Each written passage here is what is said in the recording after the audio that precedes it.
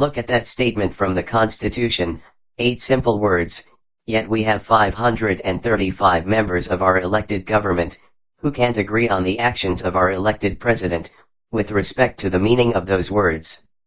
Even many well-known and well-respected lawyers and constitutional scholars have different opinions on the meaning of those words. So for the sake of our audience, let's see if we can shed some light on this constitutional conundrum. Who wants to start? I'll start. I am convinced that crime is the key word in the statement, which is defined as an intentional act or omission, in violation of criminal law.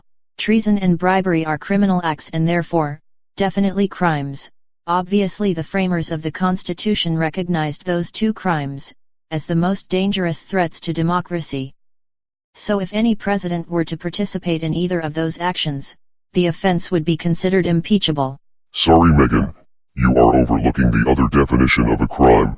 In sociology, a normative definition views crime as deviant behavior that violates prevailing norms, or cultural standards prescribing how humans ought to behave normally. So if you view a president's actions in the sociological spectrum, his behavior might be reprehensible, but it would not be criminal and therefore not impeachable. So David, if what you say is correct, and since the Constitution does not provide a definition of which form of crime they are referring to, you really don't need a credible crime to be impeached, you just need a crime. Hashi, let's not forget the words, high crimes. I submit that the sociological definition is not, as far as I'm concerned, a high crime. And many of my right-thinking colleagues in government obviously agree with me. David, you may think that, but I'm willing to bet that many of those who think the president should be impeached could care less about which definition of crime you choose. They believe he has acted like a criminal. What makes you say that? One word, bribery. Clearly he tried to bribe Zelensky, when he withheld the almost $400 million in aid to Ukraine, and asked for a favor, the investigation of Joe Biden. No way could that be a bribe. Zelensky did not know the aid was withheld.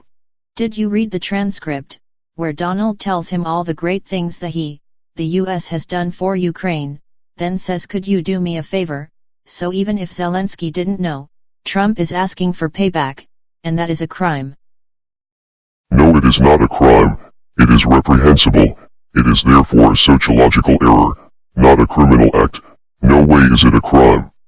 What you have just witnessed is an example on a smaller scale. Of course, that parallels what is going on in the Congress and the Senate. God needs to bless America.